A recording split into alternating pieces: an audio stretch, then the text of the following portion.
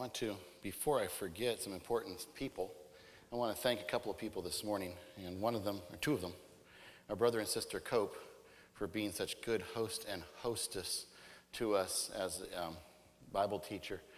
They've been very gracious to us. I mentioned yesterday the Kunzelmans and their music, but I also wanted to mention the Kunzelmans and their office work and making sure everything goes smoothly over there. And the Larges, brother and sister Large, and making sure the money goes where it's supposed to go and gets in where it's supposed to get in. And brother and sister Patterson and the work they do on the campground and making everything look like it's working smoothly. I've occasionally seen Brother Patterson when I know things weren't going so smoothly, but he makes it look like everything's going smoothly, and he does such a good job of that. And I do want to thank Brother Forrider and the kitchen crew. I know that is a huge job and a lot of stress, and I'm hoping I get double portions if I compliment them. Just kidding. But I do thank, there's a lot, and I'm sure I've missed somebody who works behind the scenes, because so often the people behind the scenes, you don't see them. And unless you get a glimpse sometimes behind there, you don't realize what all goes on. And I just wanted to thank those people that I do know about. And I'm sure, as I said, I missed somebody. And thank you for whatever you do that makes the camp run smoothly. How many of you did your homework? Well, a good number of people did their homework. Thank you. I appreciate that. Your homework for tomorrow, so I don't forget to give it to you. Your homework for tomorrow is Genesis chapter 4. Verses 16 to 24. Genesis chapter 4, verses 16 to 24. And remember, I give this homework to you at the beginning of class with the hope that you don't do it during class and that you will wait until after class to do your homework. But Genesis chapter 4, verses 16 to 24, so you can remember that for your homework. Yesterday, Sister Heidi McIntyre talked in missions convention, actually repeated something that she had told in the missions service, about her experience of wishing she could do something other than what the Lord is leading her to do right now. And this message actually, or this Bible study comes out of a similar experience that I had about a year ago, college summer days. And let me just give a little bit of real quick backing up a little bit. We spent about 8 years in Taiwan. And I worked primarily at the college. We had about 800 students most years. Most of them had no Christian background, had no clue about Christianity at all. They knew nothing. And we taught them English. That was the official reason why they were there, was to learn English, but we taught them a lot of the Bible as well. And I had to teach them Sunday school. And it was so much fun teaching a Bible story to a group of people who didn't know that Lazarus rises at the end of the story. They don't know how it turns out. It's so much fun telling them the stories, and when they don't know what God's going to do, and they're kind of waiting to see what happens. It's so neat to do that, and it really was a privilege to share the gospel with people who really didn't know. I learned really, really quickly, you don't start out by saying, now you all know the story of, because nobody knew the story of, whatever the story was. You learned you had to tell the stories, and because they simply didn't know it. My wife had the opportunity the one semester to work with a group of elementary school students who were coming to learn English at a after-school school, but there was it was a Christian after-school school, and so they had a Bible study. And Debbie had the opportunity to share with this group of elementary students the gospel, first time they had ever heard it, and had no background at all, and really weren't interested in that. All they were interested in was learning English, but they were given the Bible. And they asked questions. Debbie would come home and say, wow, these kids ask deep questions. And these were elementary kids from no Christian background at all. A number of them, when they got into junior high, senior high school, did become Christians and did make the choice to serve God. And a year ago, we were listening to a speaker who was talking about sharing the gospel in the inner city with people who'd never heard. And I don't know if you realize this, but as a Christian day school teacher, I teach people who've already heard and heard and heard and heard. And sometimes you wonder, why do I have to tell them again? They've already heard. And the Lord's answer to me was 60%. Now that makes no sense to you at all, most likely. But it was a reminder to me of something that I had read. There's a book that was published a few years ago by Ken Ham and Britt Beamer called Already Gone. And I want to share with you it's somewhat based on the book, but a lot of it's based on my own experience and on Scripture. But there are basically 4 things that I want to share with you that they bring out in this book. And the first one is that we are losing 60% of our young people. Now, when I say we, this is studies of evangelical fundamentalist churches. So conservative Christianity, not holiness, but conservative Christianity. And they say if you look at your teenagers in any typical church, if you look at your teenagers, when they are in their 20s, 60% of them will not be in church. That we are losing 60% as a church in America, we're losing 60% of our young people. Actually, some of the studies put the number higher than 60%, but 60% is the number I'm using. It's the one that sticks with me. I was reading a book by Peyton Jones called Church Zero, and he did some missionary work in Britain, and or in England, I should say. And he describes what happened in England after World War II. The young people began to leave the churches. And the churches didn't notice because their numbers were still good. They had a large congregation, and so as the young people began siphoning off, their numbers were still good, and so they didn't notice it. 20 years, 30 years down the road, as their older people began to die off, they suddenly realized there were no young people ready to fill in those spots, and suddenly the church in England has collapsed. And if you read some of the accounts in England needs missionaries today. The percentage of Christian, I think they're estimating 2%, something like that. Churches are being closed rapidly in England. And what Peyton Jones says is in America, we're in the situation that they were in at the end of World War II. The American church is losing their young people, but they still have big numbers.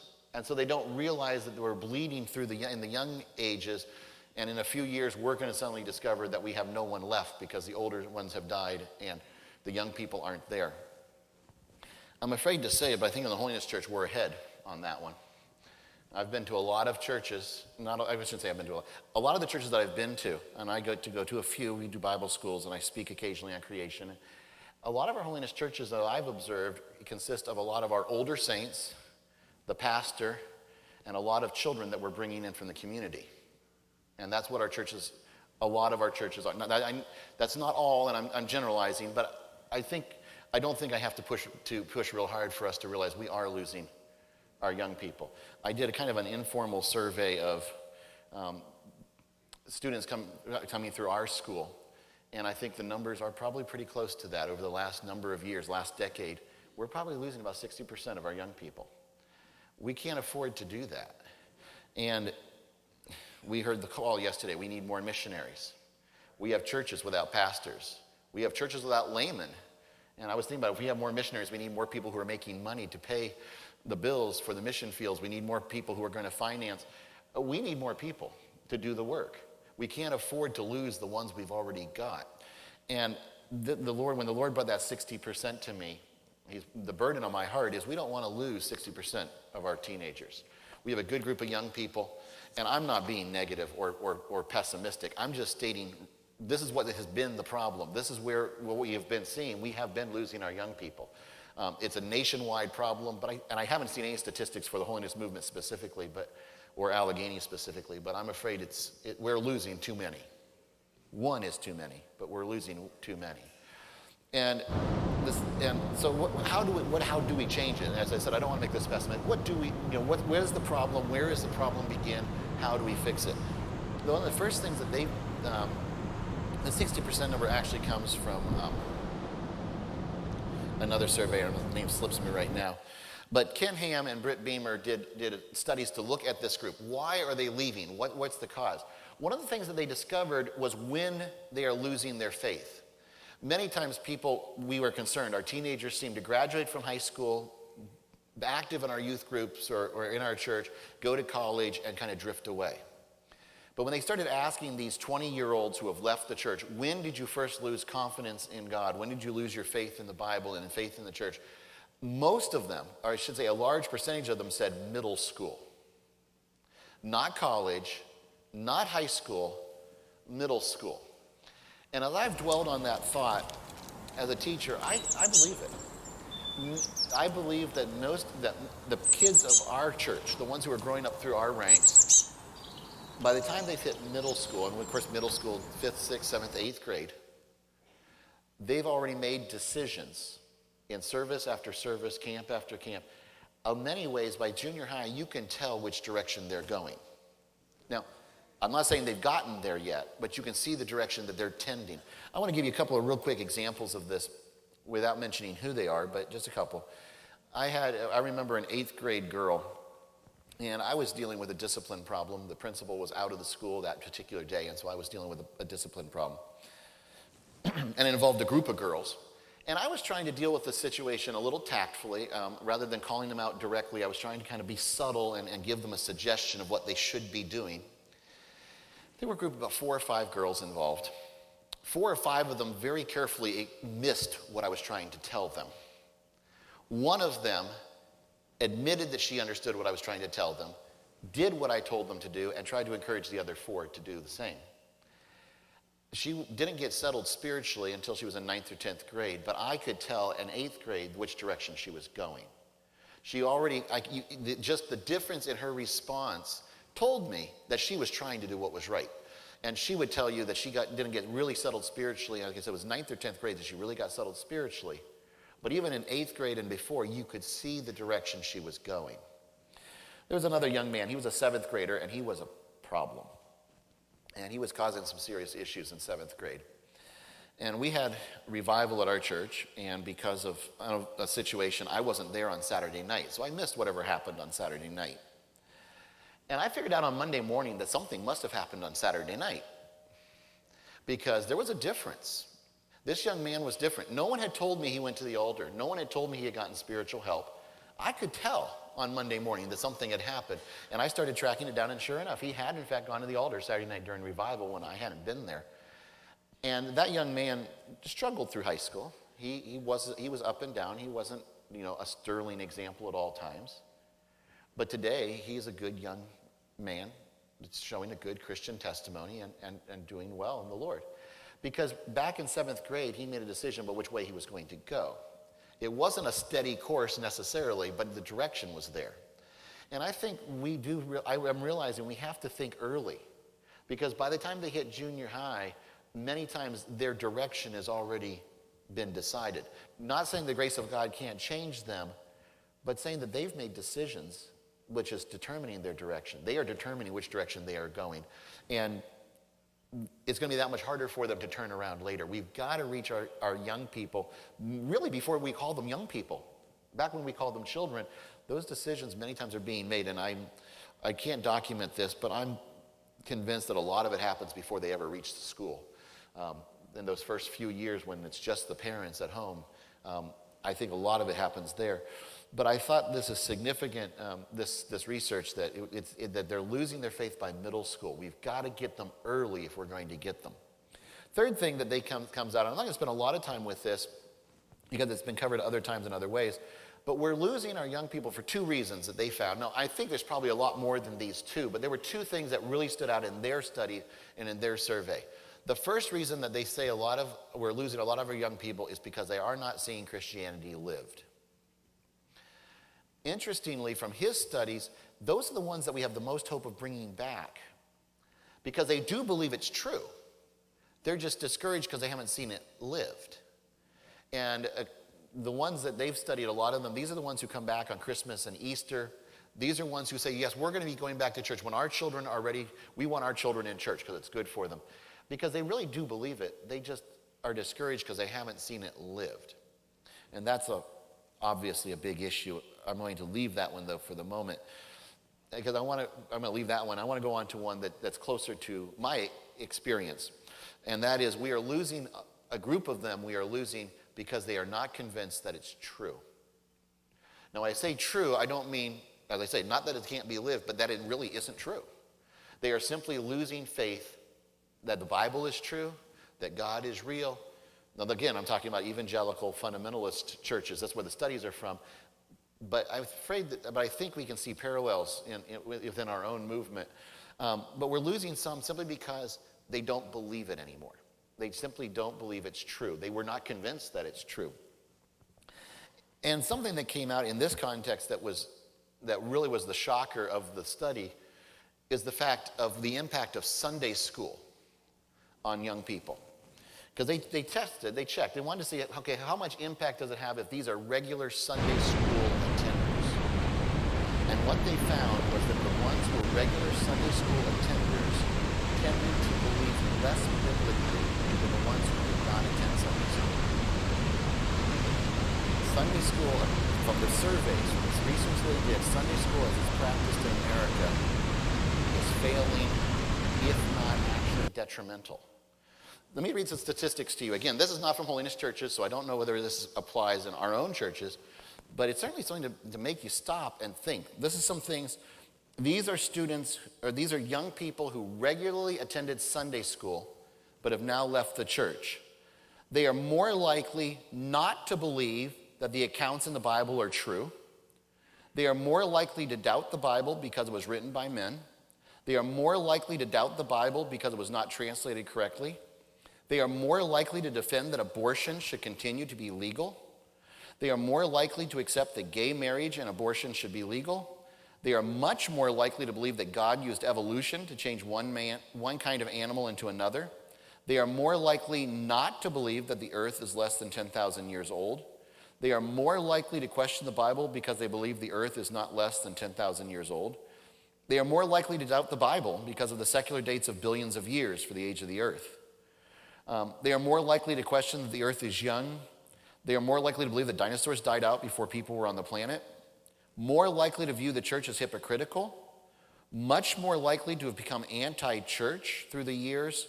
More likely to believe that good people don't need to go to church. And you may have noticed a young earth creationist bias in some of those statistics. But the fact is, the studies show that Sunday school is failing. Now, unfortunately, they didn't tell exactly why, but I think I have at least part of the answer to that. And let me share with you. Let's go to 2 Timothy, and I'm going to cover 2 Timothy here in the next 5 minutes or so. Now, I'm not going to do very good justice to it, but as I was looking through Timothy, I realized there was so much.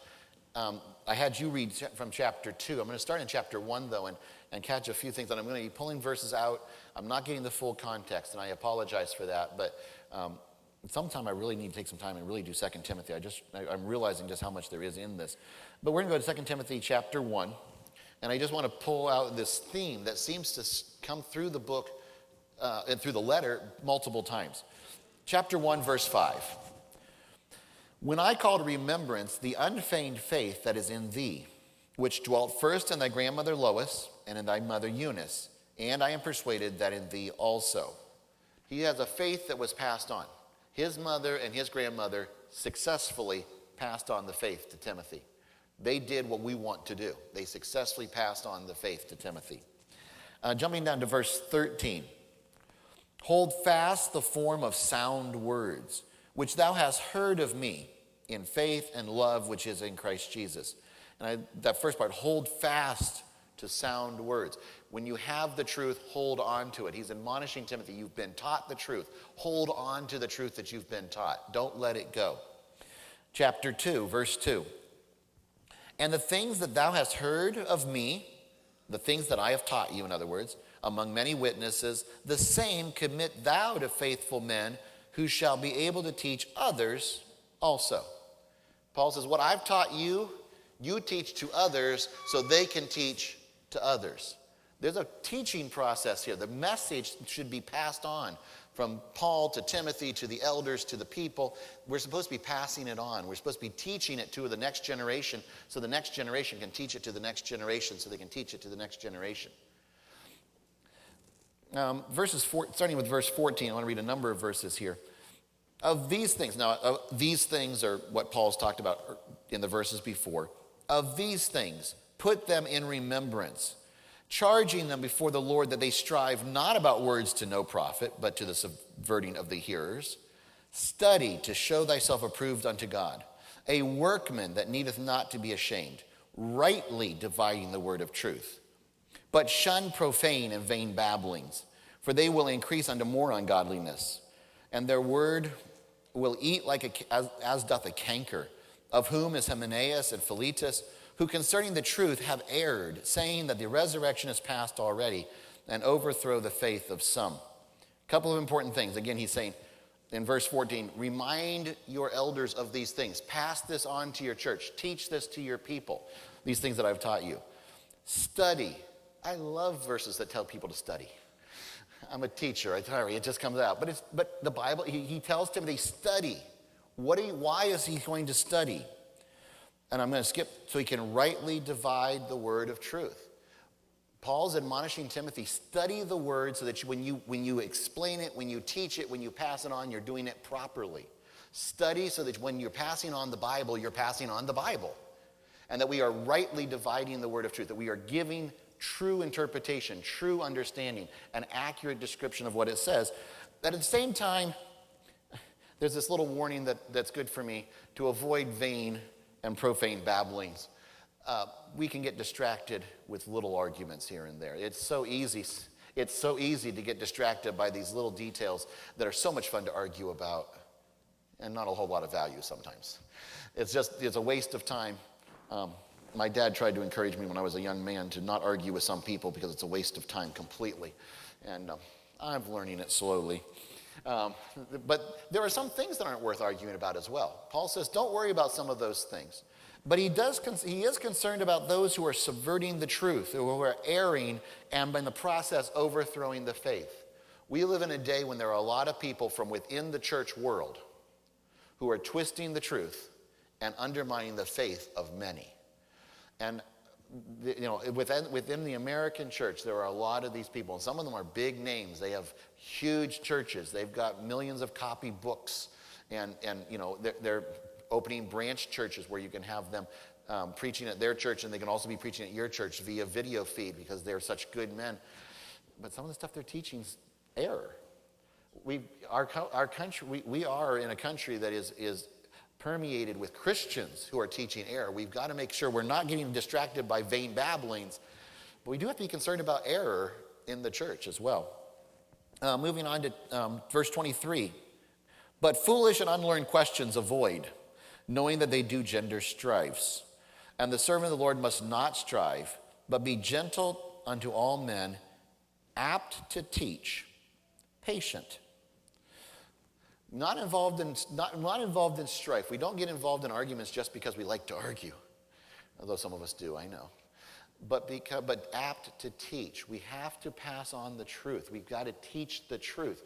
Avoid the little arguments, but make sure that we are passing on the truth. We've got to be teaching the truth with patience. I'm sure Paul had a reason for using the word patient right after teaching. Let's go on to chapter 3 and verse 14. Chapter 3 and verse 14. But continue thou in the things which thou hast learned and hast been assured of, knowing of whom thou hast learned them. And that from a child thou hast known the Holy Scriptures, which are able to make thee wise unto salvation through faith which is in Christ Jesus. All Scripture is given by inspiration of God and is profitable for doctrine, for reproof, for correction, for instruction in righteousness, that the man of God may be perfect, thoroughly furnished unto all good works. Continue in the things you have learned. Timothy, you were taught well. Continue. Stay true in the things you've learned. And what was it? The Scriptures. Timothy was the product of a family and of a church. His mother and grandmother, Paul, he was the product of a church and a family that taught him the Scriptures.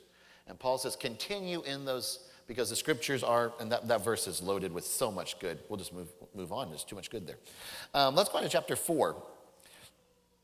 Chapter 4, verse 2. Preach the word.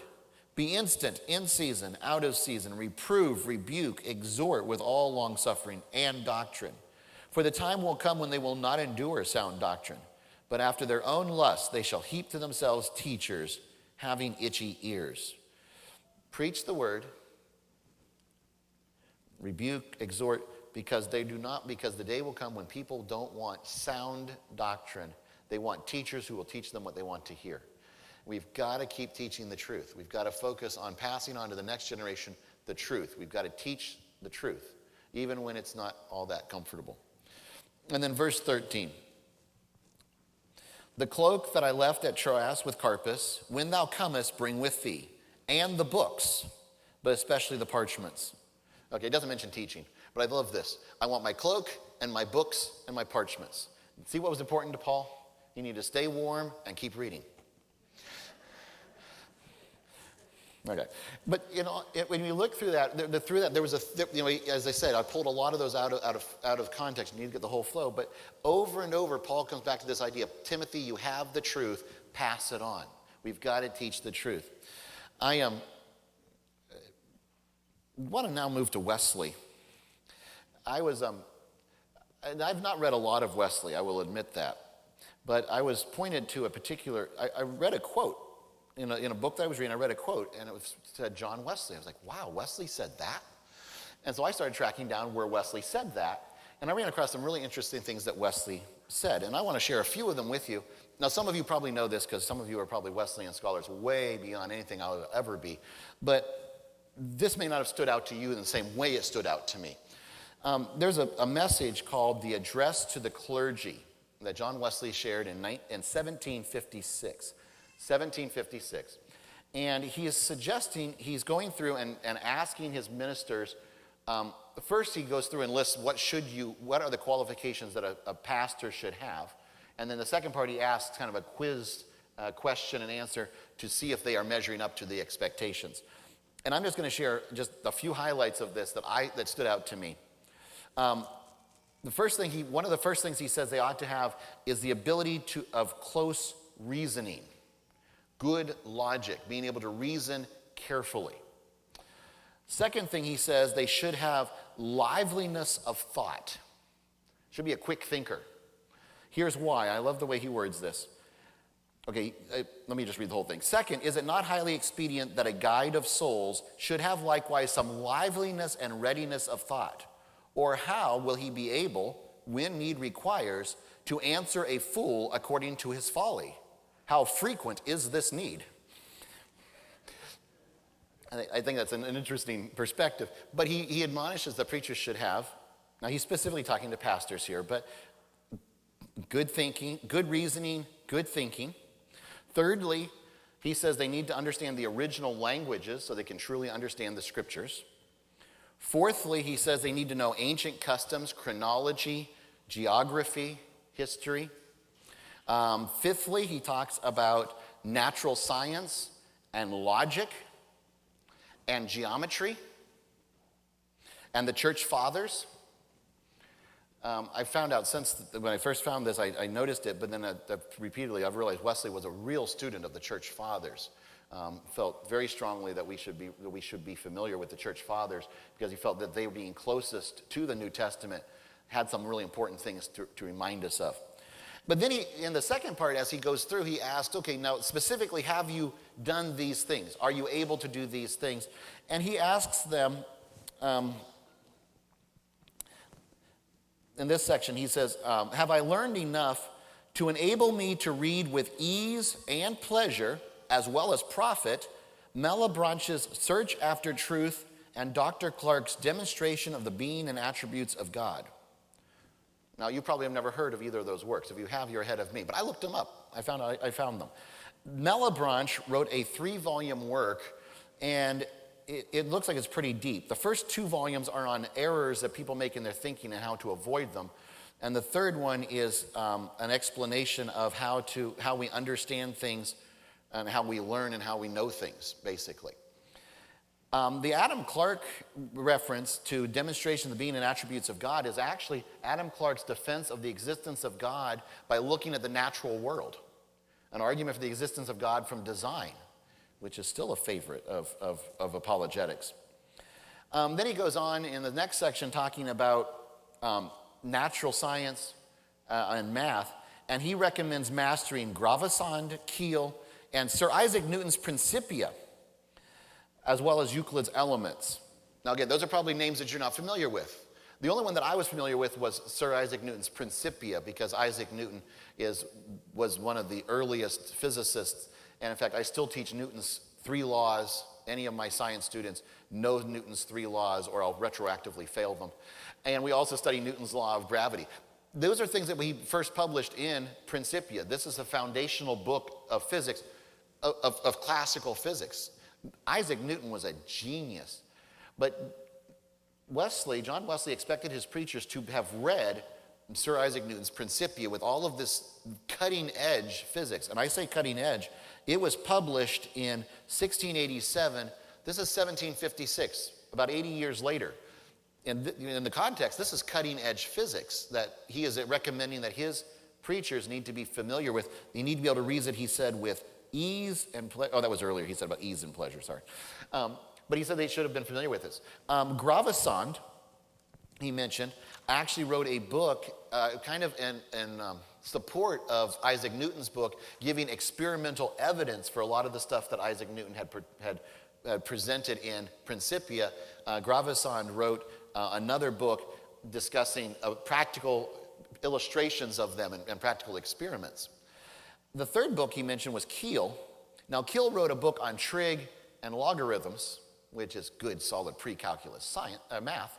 But he also wrote a book on science discussing forces between the particles and theories on the origin of the universe. This is what Wesley has on his list that preachers should naturally be familiar with. Cutting-edge physics, origin of the universe, the defense of the existence of God, clear thinking, logic. I mentioned Euclid's Elements. This is the basic geometry book. That is the foundation of all geometry that we study in school today.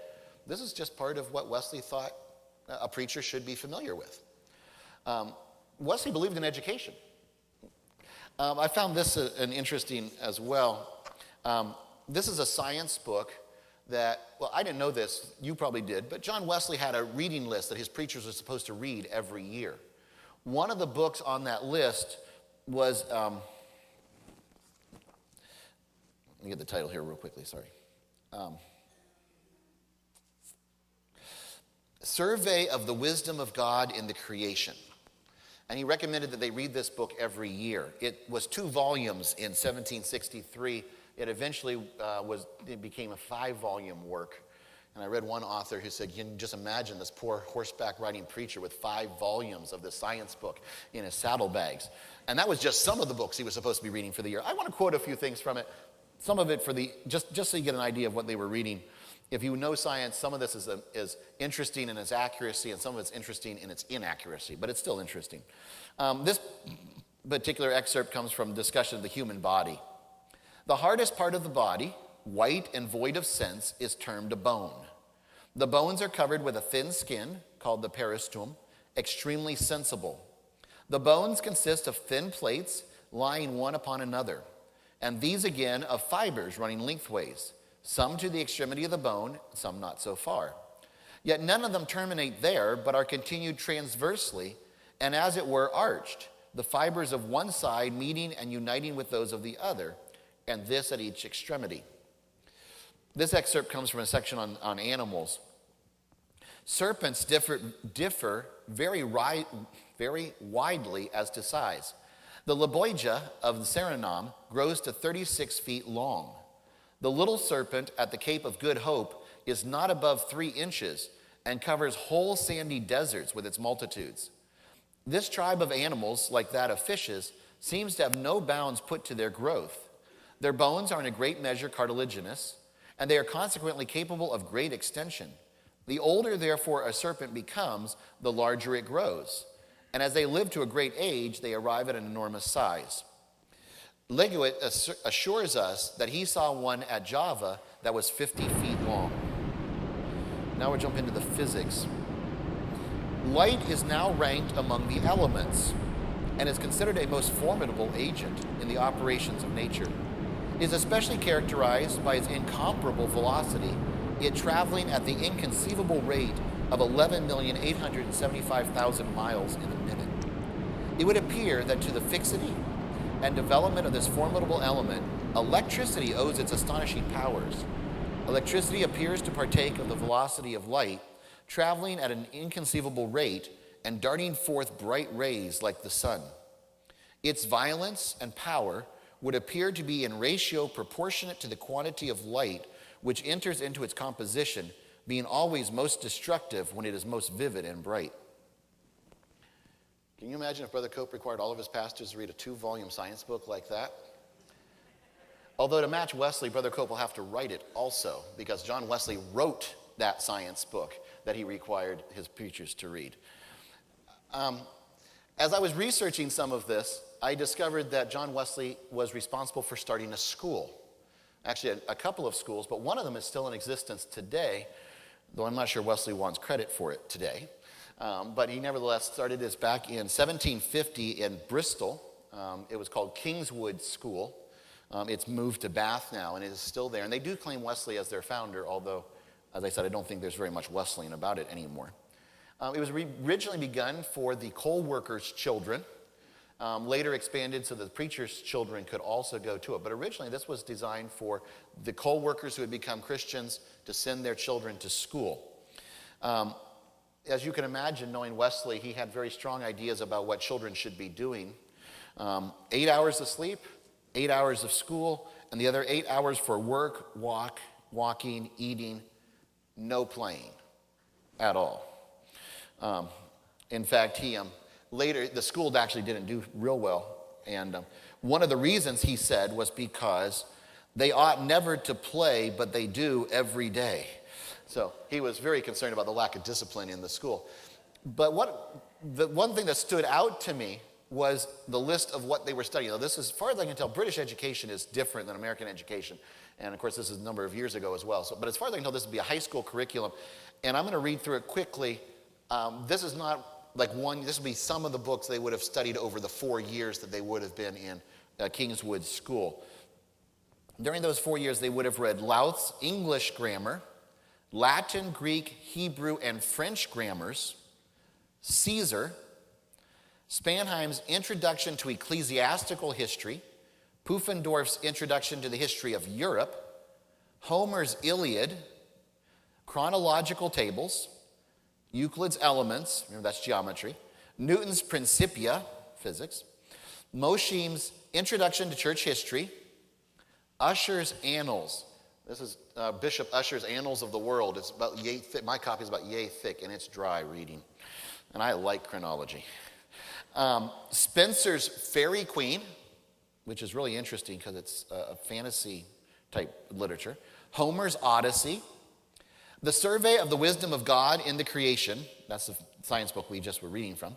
Hume's History of England. Neil's History of the Puritans. Milton's Poetical Works. That would include Paradise Lost and Paradise Regained. Plato's Dialogues, which mostly share the teaching of Socrates. Watt's Astronomy and Ontology. Ontology is the study of the existence of things. Locke's essay, Malebranche, we mentioned him earlier, Shakespeare, the Hebrew Bible, and the Greek Testament. That's just some of the things they would have studied in the 4 years. Now, if you summarize it, they're learning Bible, science, math, history, grammar, literature, and language. That's what we teach in school. That's what he was teaching, although that's a pretty heavy workload, I think. What's the point? Well, the point is, as Wesleyans, we come from a heritage of teaching. We do have a heritage that believed that we should be teaching, we should be learning, but we should also be teaching. Wesley both required his preachers to learn, but he also thought that it was important to teach coal miners' children these things. It was important that we as Methodists be teaching. Back to Sunday school, which I mentioned earlier, one of the things that really came out of this book was the fact there was a study that seemed like Sunday school isn't working well. And I'm wondering if maybe, well, let's stop. Where did Sunday school come from? And when did Sunday school come from? Sunday school started in 1780 by a man named Richard Raikes in England. And Richard Raikes realized that they had a problem. Child labor laws had not yet been brought into existence. And so the children of the town where he was living worked for 6 days, very hard. On Sunday, then, they had nothing to do. And so what they did on Sunday was to tear up the town. And they were getting no education of any kind. They were getting no training, no discipline, no biblical training, nothing. And so Richard Raikes felt in the need to do something about this, and so he started Sunday school with basically two purposes. The first one was to give them something to do on Sunday besides tear up the town. And the second one was to teach them to read. Sunday school was not originally specifically about biblical education. It was about teaching them to read. Now, of course, what was he expecting them to read? The Bible. So it certainly had a biblical goal at the long term, but the practical aspect, he brought these children into his house to teach them to read. And then by learning to read, he was giving them a better chance at life. He was giving them a better chance in their spiritual lives because they could read the Bible for themselves. He was giving them an opportunity. Now, as far as I can tell, Richard Rakes was not a Methodist. But when Wesley heard about Sunday schools, he said that everywhere a Methodist goes, there should be a Sunday school. So he certainly did approve of this idea of teaching these children to read so that they would be able to be both productive members of society and productive members of the church. I thought about this when Sister Heidi McIntyre was talking about the two men from the one church in Haiti there that came to the missionaries with no interest in God, but just wanting an education. All they wanted to do was to learn. But because they came to a Christian school to learn, they found out about God and became Christians as well. And just pure education done from a biblical perspective had an evangelistic outcome. When we were in Taiwan, our school, that's what we did. The students came to our school to learn English. Most of them had no interest in God. In fact, one of them brought her Buddhist Bible with her so that she could convert the American teachers to Buddhism when she came to the school. She was one of our best Christians when she left the school. Because they came with no interest in God. They came to learn English, but we were teaching them God while they were learning English, and we touched many lives. Teaching can't have those effects. So what about Sunday school? And now I'm moving probably into my own opinion here, but I think it's based on a lot of the things I've shared with you already. Sunday school is not about entertaining our children for 45 minutes. And actually, if that really is what we think it's for, I'd rather sleep in an extra 45 minutes. Entertaining, just to entertain kids is not really something that the church has to do. I'm not convinced that it's primarily about evangelism, although I think it certainly serves that purpose as well. I don't think that's the primary purpose of Sunday school. I don't think Sunday school is primarily for the adults and the children just have to find something to do while we're having real Sunday school. I think Sunday school is for the children at least as much, if not more. Because remember, they're making their decisions before middle school. It's those early Sunday school classes that are really vital. And as we come up through, they're still important, but we have to get those early Sunday school classes. It's not just for the adults, it's for the kids. And it's not exclusively, and this is where I may be reaching out, but I think there's a reason for it. I can give you my reason for it. It's not just for moral instruction or scripture or spiritual instruction. I think we need to be teaching them the truth. Teaching them Genesis. I'll get to Genesis. You know I'm going to get to Genesis. Why do I say Genesis, though, specifically? Because Genesis is the foundation of what we believe. We need to teach our kids about design, about the design in the world. Somebody told me this morning they heard a woodpecker and immediately thought of me. Some of you know why, some of you will not know why. But anyway, but the woodpecker shows great design. I mentioned the platypus the other day. We talked about the stars.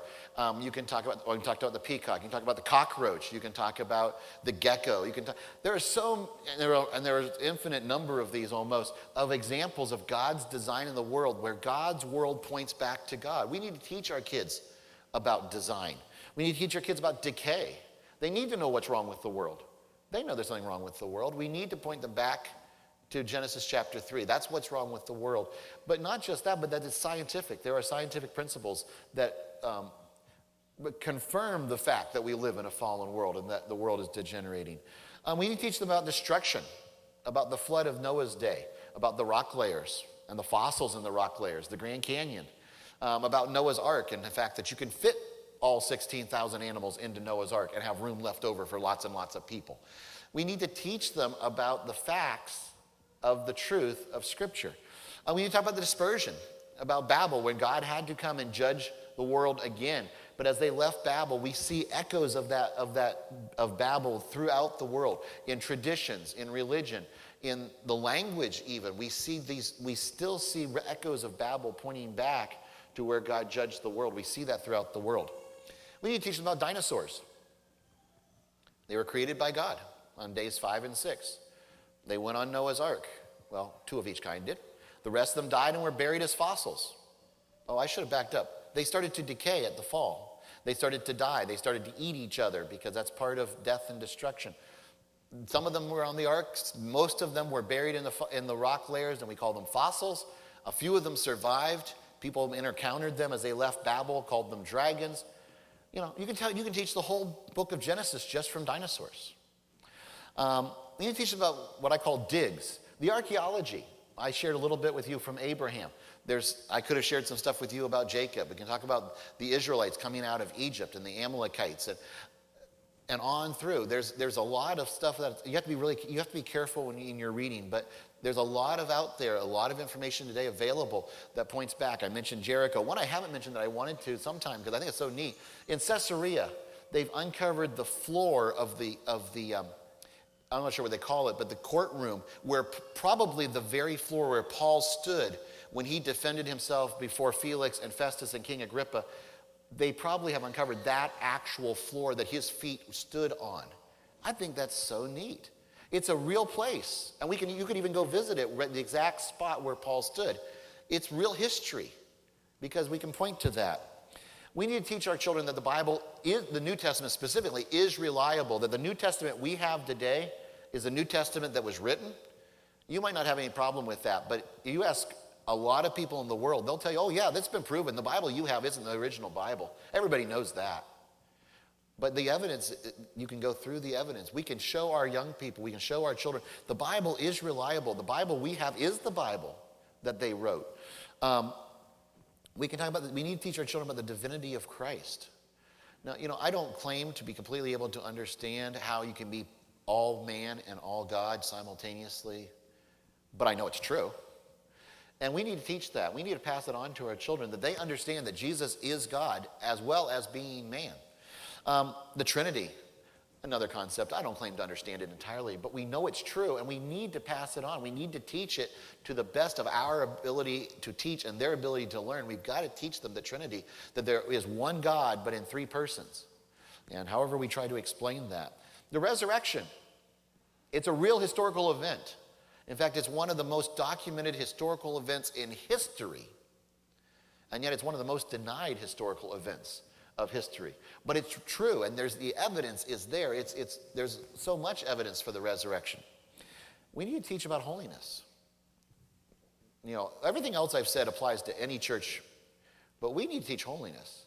And I want to, when I say teach, I mean teach, not just tell. I mentioned that on Sunday. But, we need to encourage our young people to go on into holiness. But we need to teach them what it means, what it is, why they need it, and how to get it. And we have to teach it, not just tell it, but we need to teach it. We need to teach about holy living.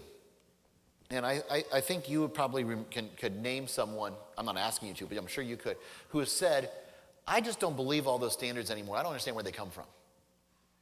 Sometimes it's an excuse, but sometimes it's right, because we've never told them where they came from.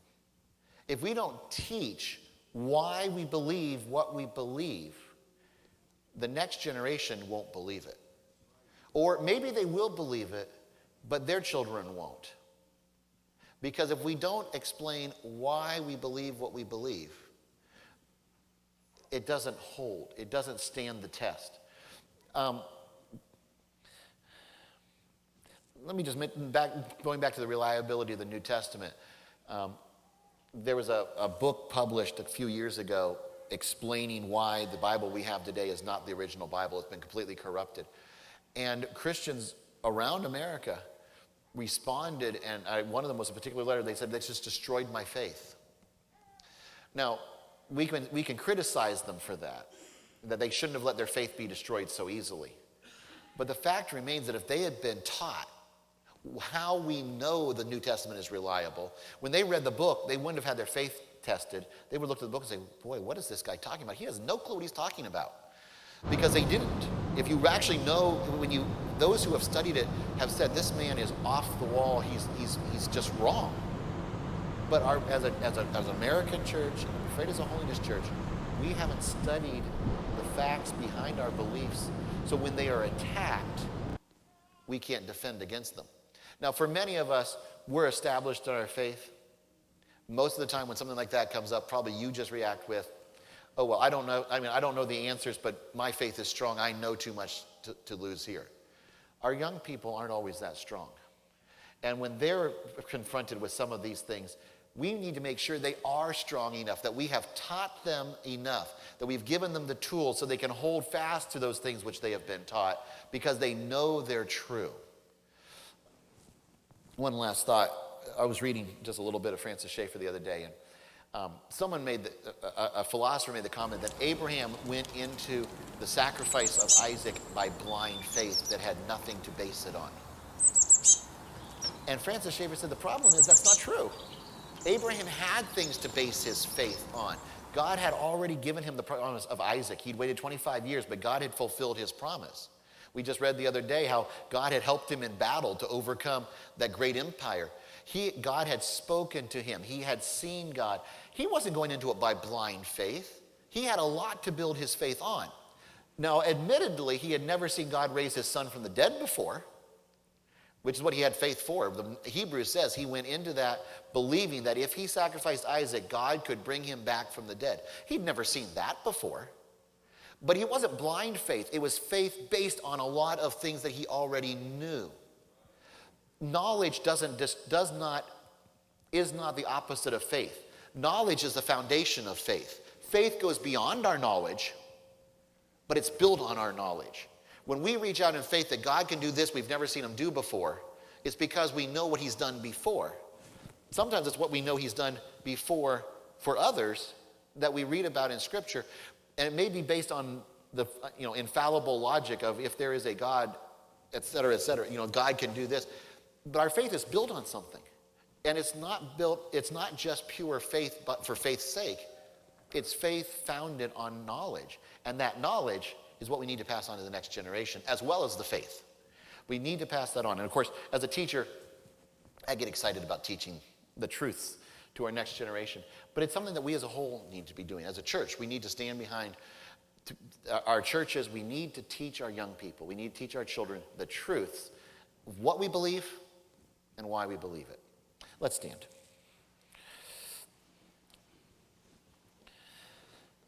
Dear Lord, we thank you for today. We thank you for your word. We thank you that we know that it's true. And we thank you that you have provided evidence throughout your entire creation for your existence, for your character, for the truth of your word. We ask, Lord, that you'd help each one of us to live in faith based on the truth of your word. In Jesus' name, amen.